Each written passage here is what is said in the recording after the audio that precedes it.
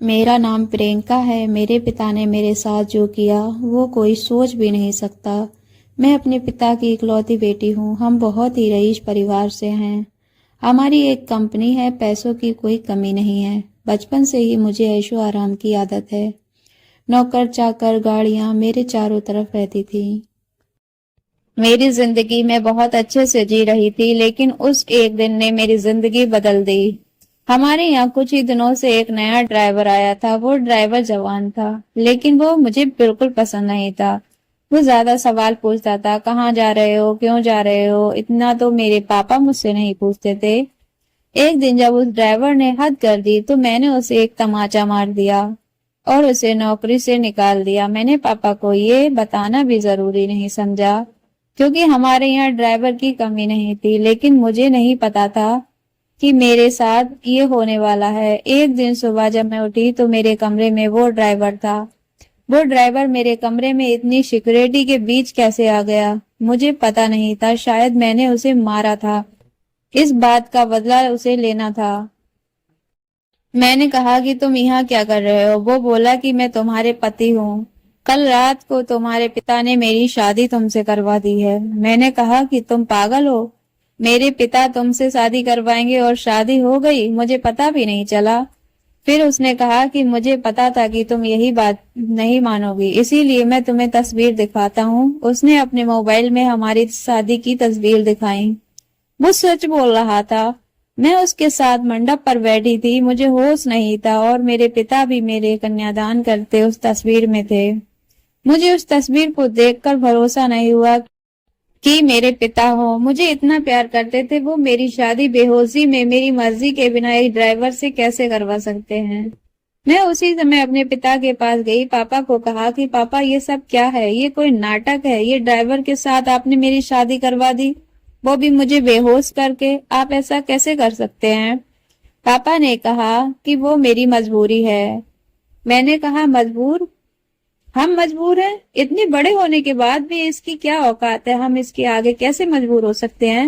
वो बोला कि जवान संभाल कर बात करो, अब मैं तुम्हारा पति हूँ।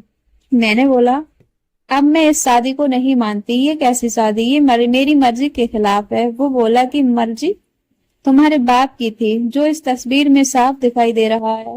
वो बोला चलो अब मेरे साथ। मैंने कहा कहाँ चलो, ये मेरा घर है। वो बोला नहीं, तुम मेरी पत्नी हो और अब तुम मेरे साथ रहोगी। अगर नहीं मानी तो ये तस्वीर मीडिया में जाएगी। मेरे पिता चुपचाप खड़े होकर ये तमाशा देख रहे थे। उसने मेरा हाथ जोर से पकड़ा और खींच कर ले जाने लगा। इतनी सारी सिक्योरिटी, लेकिन उसे कोई नहीं रोक रहा था। मेरे पिता भी जैसे बुत बन गए थे। पर क्यों?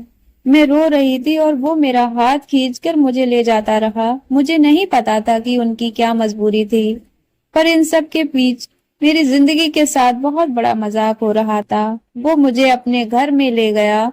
घर नहीं, पिंजरा था, एक छोटा सा कमरा। बाथरूम के लिए भी कमरे से बाहर जाना पड़ता था। उसने मुझे कहा कि यही अब मेरा घर है, यहीं पर रहना है और खाना है। पास में भी बहुत सारे कमरे थे, उनमें भी लोग रहते थे। मैं ऐसी जगह आ जाऊंगी मुझे पता नहीं था। उसने कमरे में खाने का सामान रखा और कहा कि भूख लगी है, खाना बनाओ। एक थप्पड़ का बदला वो इस तरह लेगा, मुझे पता नहीं। मैंने कहा मुझे खाना नहीं आता।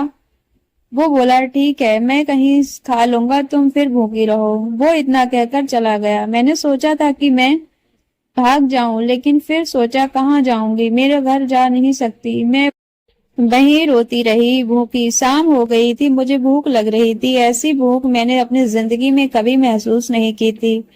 मैं मेरे कमरे की चौखट पर बैठ गई, रो रही थी। पास के कमरे से एक औरत ने मुझे रोते हुए देखा और कहा क्या हुआ। मैंने कहा भूख लगी है। वो बोली इतनी सी बात। उसने अपने कमरे से एक रोटी और थोड़ी दाल मुझे दे दी। उसे मैंने खाया। मैंने हर तरफ के पकवान खाए, लेकिन वो रोटी और दाल खाकर मुझे जो अनुभव हुआ, लगा जैसे मैंने भगवान को पा लिया हो। रात हो गई थी।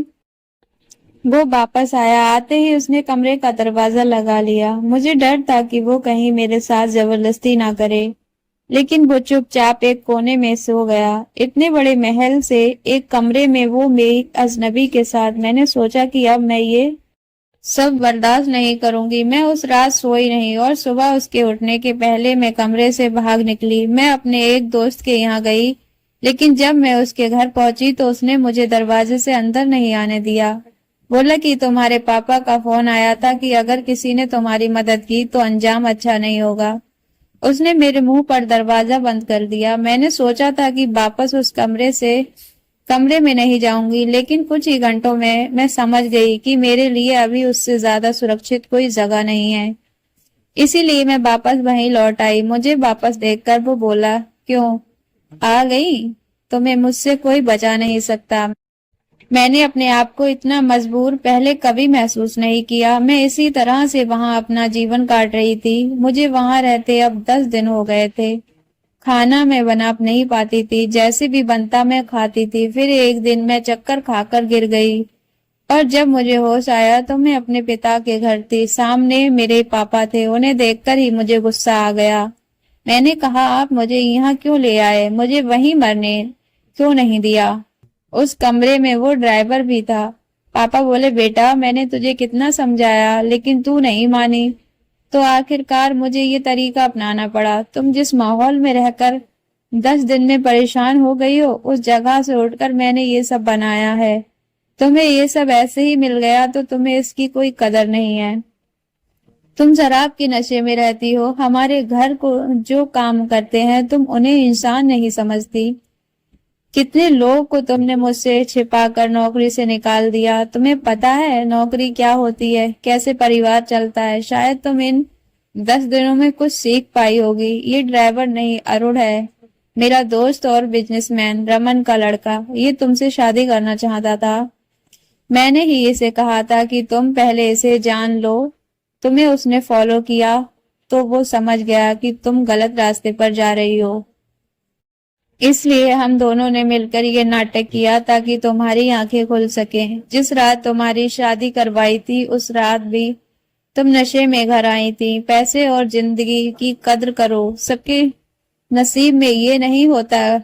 ये सब मेरे लिए था, मुझे सिखाने के लिए। और सच में इन सब से मेरी आंखें खुल गई। मैं एक नई इंसान ही बन गई। अरुण ने भी मेरा फायदा उठाने की कोशिश नहीं की। मुझे पता चल गया था कि वो मुझसे कितना प्यार करता है। पिता की ये सीख मुझे एक नया इंसान बना गई। तो दोस्तों, ये कहानी कैसी लगी कमेंट कर जरूर बताइए और अपने दोस्तों में शेयर कीजिएगा। वीडियो को लाइक कीजिएगा, चैनल को सब्सक्राइब कीजिए। मिलते हैं नेक्स्ट वीडियो में, तब तक के लिए अपना ख्याल रखिए। Thanks for watching.